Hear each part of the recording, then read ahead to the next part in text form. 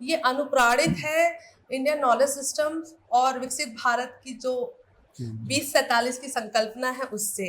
मैंने काशी हिंदू विश्वविद्यालय में रणनीति प्रबंधन और विष्णु के दशावतार की मैनेजमेंट फिलॉसफी पे अपना शोध कार्य किया और 14 वर्षों से इसी फील्ड में लगी हुई हूँ। तमाम पुस्तकें प्रकाशित की, क्योंकि शोध परक दृष्टि से माना गया है कि भगवान श्री राम का जन्म 7000 वर्ष पूर्व का था, त्रेता युग में, और उनके बाद भगवान श्री कृष्ण का जन्म 5-5.5 साल पूर्व का था द्वापर युग में। ये भारतीय चेतना हमारी श्रुति परंपरा में ही जीती है। तो सुनते गाते ये कहानियां ऐसी बन गई कि लगती है माइथोलॉजिकल, बट है नहीं। है तो ये निश्चित तौर पे हिस्टोरिकल ही, ऐतिहासिक ही। पूरे विश्व भर में राम कथा के अनेक रूप हैं। साउथ में चले जाइए तो अलग तरीके से रामचरित का वर्णन है, नॉर्थ में अलग है, साउथ ईस्ट एशियन कंट्रीज में जैसे चाइना, जापान और इस तरह की कंट्री, थाईलैंड, म्यांमार, अलग तरीके से राम वर्णित है। लेकिन जो कोर है, इसके अलावा राम के जो साहित्य और समाज की बात है, भाषा की बात है, उस पर भी चिंतन किया जाएगा। रामायण में जो स्त्री पात्रों की विवेचना है, भूमिका है, उस पर भी बात की जाएगी। यहाँ तक कि नेपाल से पोखरा यूनिवर्सिटी और त्रिभुवन यूनिवर्सिटी से शैक्षणिक प्रतिनिधि मंडल आ रहा है, ह्यूस्टन से, वर्जीनिया से लोग जुड़ रहे हैं। आदि राम तपो वनादि गमनम, ये भगवान राम का एक श्लोकी मंत्र है, जिससे रामायण का पूरा पाठ करने का आपको महात्म्य प्राप्त होता है। आज हम बात कर रहे हैं भगवान राम, मर्यादा पुरुषोत्तम श्री राम, योद्धा राम, एक शासक राम, और ऐसे तमाम विश्लेषण भगवान राम के साथ जुड़ते हैं जो हम पढ़ते आ रहे हैं, हम जानते आ रहे हैं, हम अपने पूर्वजों से सुनते आ रहे हैं। लेकिन क्या हम संपूर्ण भगवान राम के विषय में जानते हैं? शायद नहीं जानते हैं। और इसी विषय वस्तु को स्थापित करने के लिए उत्तर प्रदेश के एक जिले में, जिसका नाम है आजमगढ़, और उसी जिले से सटा हुआ है लालगंज, वहां पर राजा सुहेल देव विश्वविद्यालय के द्वारा आयोजित एक महासम्मेलन आयोजित किया जा रहा है, जिसका नाम है अंतर्राष्ट्रीय रामायण महासम्मेलन 2025। ये पहली बार उत्तर प्रदेश में आयोजित हो रहा है, और इसकी जो हेड कहें, कर्ता धर्ता कहें, कन्वीनर हैं डॉक्टर अपर्णा सिंह। उनसे हम जानेंगे कि ये जो भगवान राम पे और रामायण पे आधारित महासम्मेलन हो रहा है, इसमें क्या कुछ होने वाला है।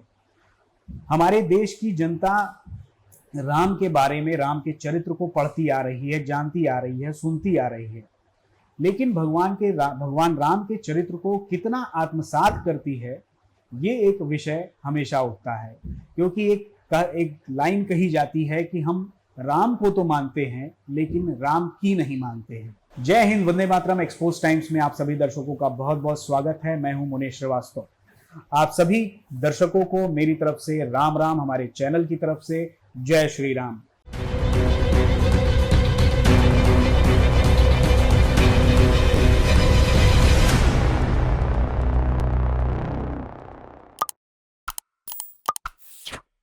कुछ समय से एक परिवर्तन आया है भारत में, धर्म को लेके, भारतीय संस्कृति को लेके, भारतीय ज्ञान परंपरा को लेके एक उद्भव काल हमारे सामने है, जिसमें लोग अपनी संस्कृति को जानना, समझना, देखना चाहते हैं, करीब से देखना चाहते हैं, और ये कॉन्फ्रेंस उन लोगों को वही अवसर प्रदान करेगा।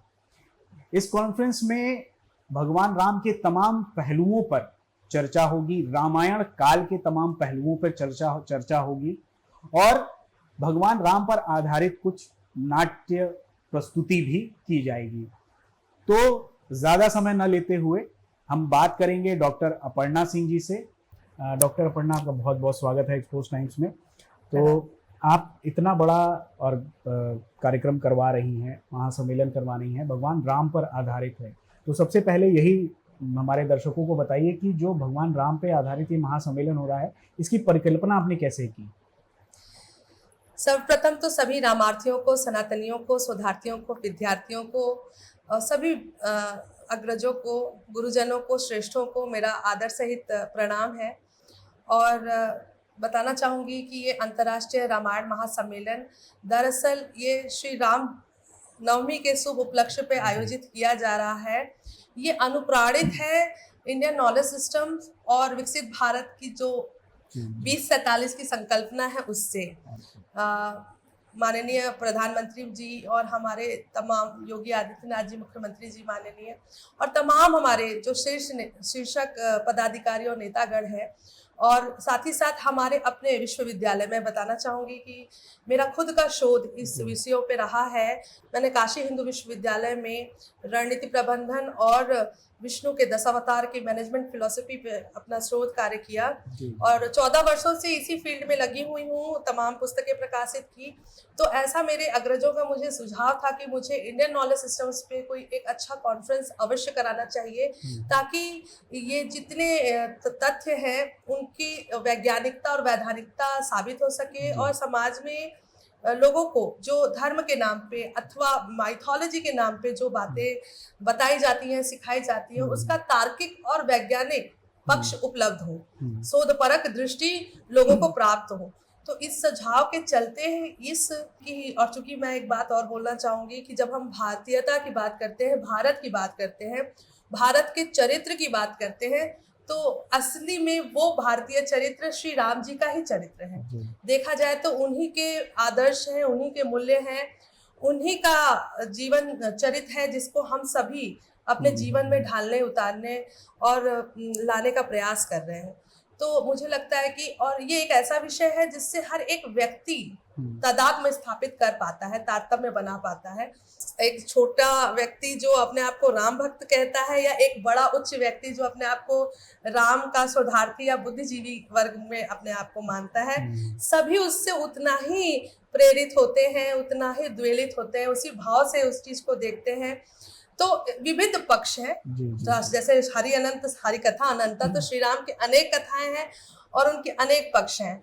तो उन सभी पक्षों पर वैज्ञानिक दृष्टि से बात हो, इसलिए इस अंतर्राष्ट्रीय रामायण महासम्मेलन की संकल्पना की गई है। जी। मैम, आपने एक शब्द इस्तेमाल किया, प्रयोग किया, माइथोलॉजी।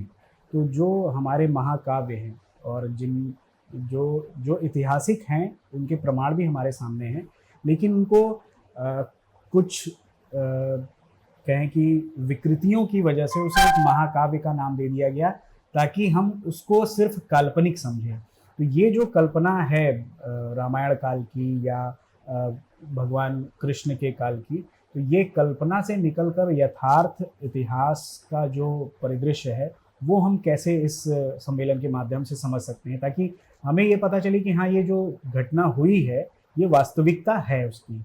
देखिए, इस बात पे तो कई बार चर्चा हुई है और लोगों के कई पक्ष हैं कि राम क्या महापुरुष थे या कोई कल्पना थे या कोई माइथोलॉजिकल फिगर थे या कोई हिस्टोरिकल व्यक्ति थे।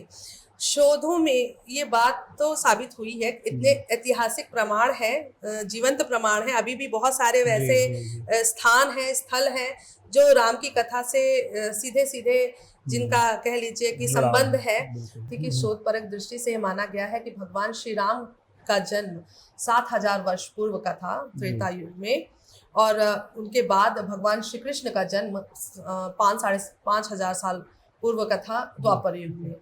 और निश्चित तौर पे ये दोनों ही ऐतिहासिक महापुरुष थे। तो जहाँ तक भगवान श्री राम की कथाओं की बात है, तो जैसा आप जान ही रहे हैं कि हरि अनंत हरि कथा अनंता, तो जैसे जिसने जिस प्रकार से श्री राम को देखा, समझा, सुना, जाना, उतने अतिशयोक्तिपूर्ण अलंकारपूर्ण बातें की। इसी वजह से श्रुति परंपरा में, चूंकि हम लोग सभी ये भारतीय चेतना हमारी श्रुति परंपरा में ही जीती है, तो सुनते गाते ये कहानियां ऐसी बन गई कि लगती है माइथोलॉजिकल बट है नहीं, है तो ये निश्चित तौर पे हिस्टोरिकल ही, ऐतिहासिक ही। तो भगवान श्री राम का जो चरित्र है वो महापुरुषों का और संतों का चरित्र है, वो योद्धाओं का, धर्म रक्षक का चरित्र है, वो आदर्श राजा, पिता, पुत्र, भाई, एक तरह से कह लीजिए शिष्य, जिस चरित्र में आप देखें वो मर्यादा पुरुषोत्तम का ही चरित्र है। और इसीलिए हम सभी भारतीय उस आदर्श को जीना और समझना चाहते हैं। शायद इसीलिए ये अंतर्राष्ट्रीय रामायण महासम्मेलन इतना ज़्यादा सार्थक संवाद का मंच बनने जा रहा है, जहाँ तमाम लोग जो इस विषय में अपनी अनुरक्ति रखते हैं, इस विषय से अपने आप को जोड़े रखते हैं, वो इसको प्रासंगिक बनाने के लिए इसमें इस भव्य आयोजन में जुड़ रहे हैं और अपना यथासंभव सहयोग कर रहे हैं। अच्छा मैम, ये बताइएगा जैसे जो ये कॉन्फ्रेंस होने वाला है, इसमें भगवान राम पे और रामायण पे आधारित किन किन पक्षों को मतलब जनता के सामने रखा जाएगा, किन किन विषयों पे को उसमें सम्मिलित किया गया है? जी, जैसे मैंने बताया कि पूरे विश्व भर में राम कथा के अनेक रूप हैं। साउथ में चले जाइए तो अलग तरीके से रामचरित का वर्णन है, नॉर्थ में अलग है, साउथ ईस्ट एशियन कंट्रीज में जैसे चाइना, जापान और इस तरह की कंट्री, थाईलैंड, म्यांमार, अलग तरीके से राम वर्णित है। लेकिन जो कोर है, जो उसका मध्य भाग है, वो सेम है हर जगह। राम का चरित्र गुणगान जो है वो कहानी सिमिलर है। अब जो विविध पक्ष है उनको रखने के लिए विविध प्रकार के और विविध देशों से विशिष्ट जनों को आमंत्रित किया गया है। जो रामायण के नैरेटिव्स हैं, चाहे वो नेपाल में हो, चाहे वो चाइना में हो, चाहे वो साउथ एशियन कंट्रीज में हो, सार्क देशों में हो, तमाम शैक्षिक और प्रतिनिधि मंडल इसमें अपनी बात कहेंगे। वर्चुअली भी जुड़ रहे हैं लोग, चूंकि ये हाइब्रिड मोड में है ये आयोजन, और वो खुद ही अपना पक्ष रखेंगे कि वैज्ञानिक दृष्टि से, तर्क की दृष्टि से राम और रामायण की कथा कितनी महत्वपूर्ण है, कितनी प्रासंगिक है, कितनी सही है। तो काफी कुछ अच्छा निकल के आने वाला है। बड़ा ही व्यापक और सुखद और सार्थक संवाद मंच बनने वाला है। और मुझे आशा है कि चूंकि इसमें 6 प्रकार के शोध पटल तैयार किए गए हैं, 6 रिसर्च ट्रैक्स हैं, जिसमें कि राम राज्य यानी गवर्नेंस और एथिकल लीडरशिप की भी बात की गई है।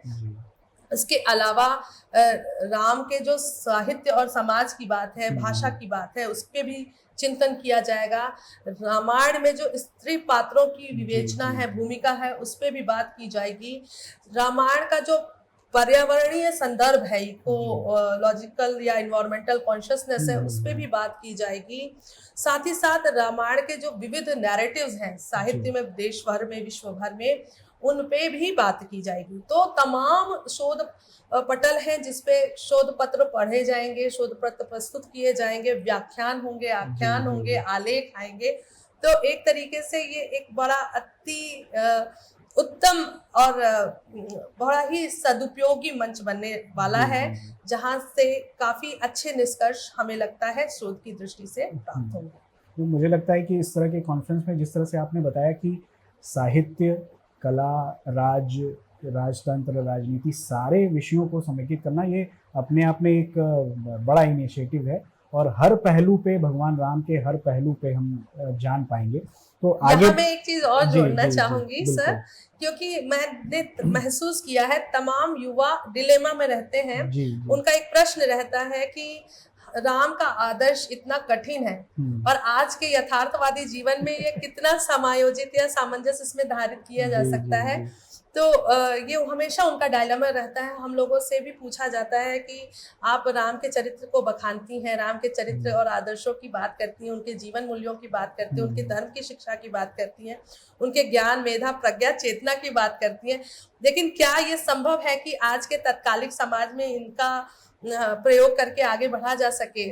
तो मुझे भी लगता है कि मैं इस प्रश्न का उत्तर देने के लिए योग्य व्यक्ति तो नहीं हूँ, लेकिन मैंने आमंत्रित किया है ऐसे अनेक योग्य व्यक्तियों को तमाम देशों से। मैं बताना चाहूंगी कि विश्व भर के 12 प्रतिष्ठित विश्वविद्यालय और तमाम निजी और सरकारी शोध संस्थान से लोग जुड़ रहे हैं इस बाबत अपनी बात रखने के लिए, ताकि युवाओं की ये जो चेतना है ना, उसे जागृत की जा सके, उनके इस प्रश्न का निस्तारण किया जा सके कि क्या वाकई श्री राम जी का जो जीवन चरित्र है या धर्म है या आदर्श है या मूल्य है, उन्हें अपने जीवन में भी जिया जा सकता है या लागू किया जा सकता है अथवा नहीं। नहीं, एक चीज़ तो आपने कही, बहुत सही बात है। और एक मैंने जो थोड़ा सा अध्ययन में सीखा है कि भगवान राम का चरित्र इसलिए अनुकरणीय है क्योंकि एक राजा जिनका पूरे भूलोक पे राज था, उन्होंने अपने पिता के एक आदेश पे वनगमन कर लिया। इससे बड़ा मतलब उदाहरण क्या हो ही क्या सकता है। मैम आगे बढ़ें तो ये भी आप मुझे बताइए कि किस किस तरह के और किन किन विश्वविद्यालयों से, किन किन संस्थानों से लोग इसमें जुड़ रहे हैं। सर्वप्रथम तो मैं अपने विश्वविद्यालय जो हमारा प्रायोजक आयोजक है वो है महाराजा सुहेल देव यूनिवर्सिटी जी। आजमगढ़। मैं उसको धन्यवाद देना चाहती हूँ क्योंकि इस पूरे सम्मेलन महासम्मेलन की परिकल्पना संकल्पना वहीं से उद्भव हुई जी, थी, जी। उसका उद्भव वहीं है। लेकिन मैं अपने काशी हिंदू विश्वविद्यालय जहाँ की मैं शोध छात्रा भी रही, जहाँ मैं पोस्ट डॉक फैकल्टी भी हूँ और मैंने काफ़ी काम किया है अपने जीवन के 10-12 वर्ष मैंने वहाँ जी, बिताए जी, हैं। जी। तो तमाम और मैंने तमाम अन्य विश्वविद्यालयों में भी पढ़ाया। तो जितने ही मेरे अग्रज गुरुजन, मेरे कलीग्स और मेरे फेलोज और फॉलोवर्स और स्टूडेंट्स थे, सभी ने आगे बढ़ के इस पूरे कार्यक्रम का बीड़ा उठाया, जिसमें कि मैं नाम लेना चाहूँगी दिल्ली विश्वविद्यालय के तमाम विश्वविद्यालय हैं जो जी, एफिलिएटेड जी, हैं, जी। संबद्ध हैं, इग्नू, उसके अलावा इलाहाबाद विश्वविद्यालय से लोग आ रहे हैं, शैक्षिक प्रतिनिधि मंडल, हमारे यहाँ पूर्वांचल विश्वविद्यालय, महात्मा गांधी काशी विद्यापीठ, हमारे यहाँ संपूर्णानंद संस्कृत यूनिवर्सिटी और तमाम ऐसे भी राज्य विश्वविद्यालय जैसे माँ पाटेश्वरी विश्वविद्यालय, प्रज्ञा प्रभाव से लोग आ रहे हैं। उसके अलावा सिद्धार्थ यूनिवर्सिटी, जी। कपिल वस्तु से, यहाँ तक कि नेपाल से पोखरा यूनिवर्सिटी और त्रिभुवन यूनिवर्सिटी से शैक्षणिक प्रतिनिधि मंडल आ रहा है। ह्यूस्टन से, वर्जीनिया से लोग जुड़ रहे हैं। तो तमाम लोग जो देश विदेश के इसका संज्ञान लेके स्वयं से इस कार्यक्रम को का बोध बढ़ाने के लिए, इसको सुगम्य करने के लिए जी। और इसको व्यापक करने के लिए स्वयं से इस आयोजन के कोलैबोरेटर्स कह लीजिए या सहयोगी वो बन रहे हैं। तो बड़ा मंच क्रिएट हो रहा है। Centre for Narendra Modi studies Delhi से भी यहाँ पे लोग जुड़े हुए हैं। जी। तो मैं बहुत सारे ऐसे और निजी संस्थान है, नव भारत निर्माण समिति, बनारस लिटरेचर फेस्टिवल और Raghu Rishi foundation for social action and research, नाम लूंगी तो लिस्ट छोटी पड़ जाएगी। लेकिन ऐसे तमाम लोग हैं जो स्वयमेव इस कार्य को महाचेतस महायज्ञ की भांति इसको जी, जी। अपनी अपनी आहुति डाल के, अपने अपने भविष्य डाल के इसको संपूर्ण कराने के लिए संकल्पित है। अच्छा ये बताइए मैम कि जैसे इसमें क्या-क्या कार्यक्रम होने वाले हैं? जैसे आपने बताया एक शोध पत्र पढ़े जाएँगे और लोगों के अपने व्याख्यान होंगे। हाँ। उसके साथ ही और क्या हाँ, होने मैं वाला है? बताना चाहूंगी कि 12 तारीख को इसका शुभारंभ हो रहा है। जी। संध्याकालीन इसका सत्र अनावरण होगा। दीप प्रज्वलन माँ सरस्वती और गणेश जी के आवाहन से। तत्पश्चात हमारे आवाहनित जो हमारे अतिथि हैं श्री राम जी स्वयं, माता जानकी, और हमारे आवाहनित जो विशिष्ट अतिथि हैं वो मारुति नंदन पवन पुत्र हनुमान जी हैं। उन सभी लोगों के आवाहन से इस कार्यक्रम का शुभारंभ 12 तारीख को होगा, 12 अप्रैल 2025 को संध्याकालीन शाम 5 बजे से। तत्पश्चात अगले दिन 11 बजे से लेके शाम तक तमाम शोध पत्र और पैनल चर्चाएं होंगी। जैसे मैंने बताया 6 अलग अलग शोध पटल हैं, रिसर्च ट्रैक्स हैं, तो उन पर पैनल चर्चाएं होंगी और शोध पत्र पढ़े जाएंगे। आख्यान, व्याख्यान और गेस्ट लेक्चर सभी होंगे। तत्पश्चात शाम को सांस्कृतिक कार्यक्रम का भी आयोजन किया गया है। रामदूत अवार्ड्स, इस बार हम लोग इस महासम्मेलन में रामदूत अवार्ड्स की घोषणा किए हैं। ऐसे लोगों को हम लोगों ने नामित और चिन्हित किया है और उनको पुरस्कृत करने की योजना है जिन्होंने अपना जीवन राम के आदर्शों पे चल के, उनके जीवन चरित्र को अपना के, उनके मूल्यों को अपना के उन्होंने समाज में ऐसा उल्लेखनीय कार्य किया है, चाहे वो शिक्षा के क्षेत्र में, न्याय के क्षेत्र में, प्रशासन के क्षेत्र में, स्वास्थ्य के क्षेत्र में, सेवा समाज कार्य के क्षेत्र में, कला और संस्कृति या मीडिया के क्षेत्र में, जिन्होंने भी इस क्षेत्र में उल्लेखनीय कार्य किया है समाज के प्रति, और उन्होंने ग्रास रूट लेवल पे काम करते हुए ग्लोबल अपनी जो स्वीकार्यता है वो बनाई है। तो ऐसे डिमॉन्स्ट्रेबल और वेरीफिएबल पर्सनालिटीज को हम लोग रामदूत अवार्ड देने की हमारी योजना है। तो वो भी दिए जाएंगे। तमाम कथावाचक, तमाम भजनकर्ता, तमाम संगीतज्ञ इस कार्यक्रम की शोभा बढ़ाएंगे, उनके भी कार्यक्रम प्रस्तावित हैं। बहुत ही उत्तम आयोजन होने वाला है ये 3 दिन का। 14 तारीख को मैं बताना चाहूंगी, सुबह से पुनः पैनल चर्चा और शोध पत्र के बाद आख्यान और व्याख्यान के बाद हमारे शाम के कार्यक्रम में हम इसका समापन समारोह यानी संपूर्ति करेंगे, और उस समय भी इस तरह के अवार्ड्स और कार्यक्रम, सांस्कृतिक कार्यक्रम को साथ इसका मुझे लगता है इस पूरे, और साथ ही साथ हमारी जो कॉन्फ्रेंस प्रोसीडिंग्स है, हमारी स्मारिका है, उसका भी लोकार्पण होगा। जी जी।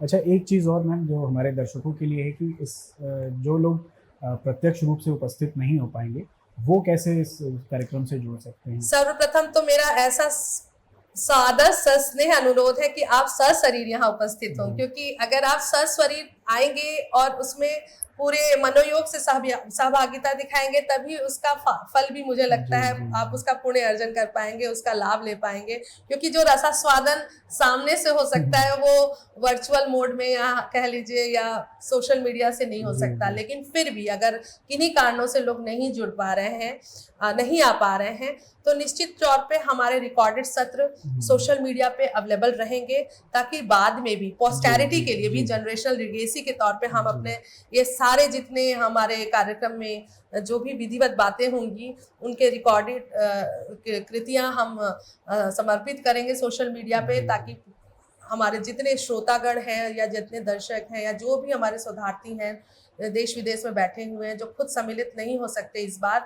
वो कम से कम इसका लाभ अवश्य लें। जी जी, ठीक है मैम, बहुत बहुत धन्यवाद। और आपने सारी विस्तृत जानकारी दे दी है, और हमारा दर्शकों से अनुरोध है कि इस कार्यक्रम से जुड़ें और ज़्यादा से ज़्यादा इसे सफल बनाएं, और आपको बहुत बहुत शुभकामनाएं हैं। आपको भी मुनीश जी बहुत बहुत धन्यवाद। मैं डॉक्टर अपर्णा सिंह सर्वप्रथम आप सब लोग को धन्यवाद देती हूँ हमें सुनने के लिए, और इस अंतर्राष्ट्रीय रामायण महासम्मेलन के बारे में विस्तृत जानकारी प्रदान करने के लिए मुनीश जी को भी धन्यवाद। कृपया आपका चैनल एक्सपोज टाइम्स और थर्ड आई मीडिया को अवश्य सब्सक्राइब करें, और जितना ज़्यादा से ज़्यादा हो उसको लाइक, कमेंट और शेयर करें। तो हमने बात की डॉक्टर अपर्णा सिंह जी से, जो आप ऑर्गेनाइज़र हैं, आप कन्वीनर हैं अंतर्राष्ट्रीय रामायण महासम्मेलन की।